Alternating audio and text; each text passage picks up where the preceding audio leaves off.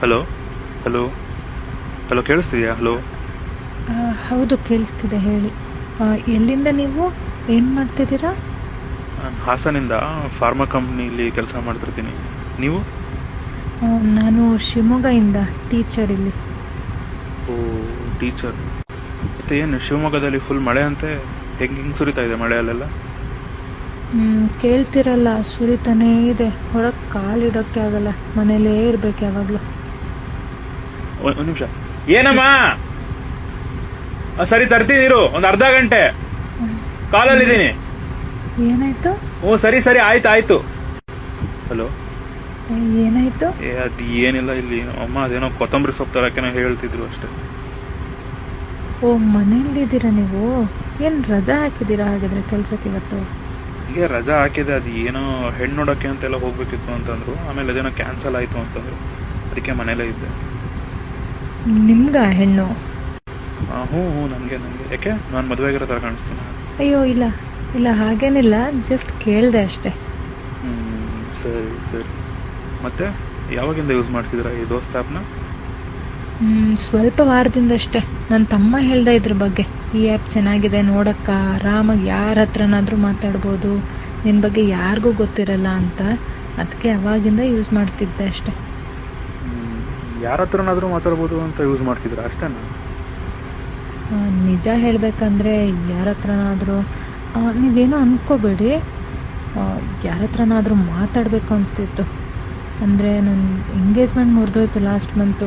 Full ತಲೆ ಕೆಟ್ಟೋಗಿದೆ, ತುಂಬಾ ಬೇಜಾರಾಗೋಗಿದ್ದೀನಿ.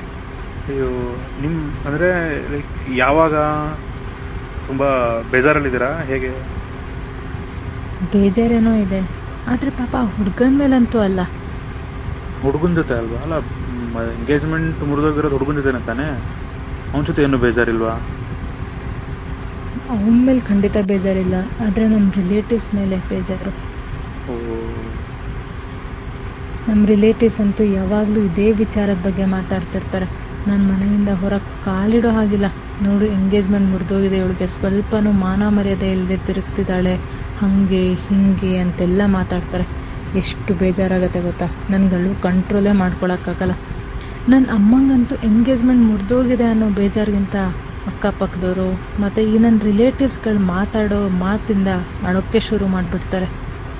So ಏನು ಜನ ರೀ, ಅಲ್ಲ, ಒಬ್ಬರು ಲೈಫಲ್ಲಿ ಏನಾಗಿದೆ ಅಂತ ಗೊತ್ತಿರಲ್ಲ, ಏನಿಲ್ಲ, ಸುಮ್ಮನೆ ಏನೇನೋ ತಿಳ್ಕೊಂಡ್ಬಿಡ್ತಾರೆ. ಅವ್ರವರೇ ಮಾತಾಡ್ಕೊಂಡು ಸುಮ್ಮನೆ ಪಬ್ಲಿಕ್ಕಲ್ಲೆಲ್ಲ ಆ ಥರ ಮಾತಾಡ್ಕೊಂಡು ಸುಮ್ಮನೆ ಅದು ಇದು ಅಂತೆಲ್ಲ ಬಾಯಿಗೆ ಬಂದಂಗೆ ಮಾತಾಡ್ತಾರಪ್ಪ. ಸೊ ಏನು ಜನ. ಎಕ್ಸಾಕ್ಟ್ಲಿ, ನಿಜ ನೋಡಿ ನೀವು ಹೇಳಿದ್ದು. ನಮ್ಮ ಲೈಫಲ್ಲಿ ಸಾವಿರಾರು ಸಮಸ್ಯೆ ಇರ್ತವೆ, ಅದ್ರ ಬಗ್ಗೆ ಏನೂ ಐಡಿಯಾನೇ ಇಲ್ಲದೆ ಇಷ್ಟೆಲ್ಲ ಮಾತಾಡ್ಬಿಡ್ತಾರೆ. ಎಷ್ಟು ಬೇಜಾರಾಗತ್ತೆ ಅಂತಲೂ ಯೋಚನೆ ಮಾಡಲ್ಲ. ಅಲ್ಲ, ಅರ್ಥ ಆಗುತ್ತೆ ಬಿಡಿ, ನಿಮಗೂ ಎಷ್ಟು ಬೇಜಾರಾಗಿರುತ್ತೆ ಅಂತ. ಮದುವೆ ತನಕ ಎಲ್ಲ ಪ್ಲ್ಯಾನ್ ಆಗಿ ಎಂಗೇಜ್ಮೆಂಟ್ ಮುರಿದೋಗುತ್ತೆ ಅಂತಂದರೆ ತುಂಬ ಬೇಜಾರಾಗುತ್ತಪ್ಪ. ಅದಕ್ಕೇನಾ ಈ ಆ್ಯಪ್ ಯೂಸ್ ಮಾಡ್ತಿರೋದು ನೀವು, ಅಂದರೆ ಬೇಜಾರಾದಾಗ? ಹೌದು, ಅದಕ್ಕೇನೆ.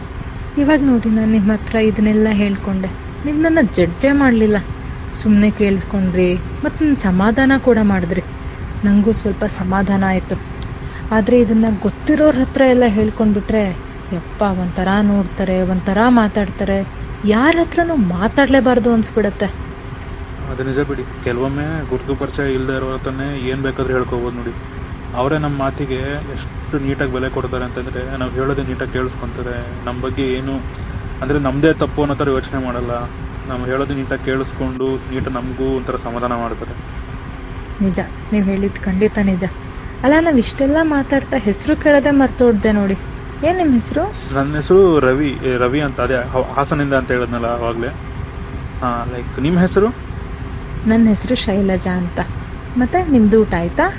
ಇಲ್ಲ, ಇವಾಗ ಅದೇನೋ ಕೊತ್ತಂಬರಿ ಸೊಪ್ಪು ತರಬೇಕು ಅಂದ್ರಲ್ಲ, ತಂದು ಕೊಟ್ಬಿಟ್ರೆ ಅಡುಗೆ ಮಾಡ್ತಾರೆ, ಆಮೇಲೆ ಊಟ ಮಾಡ್ಬೋದು.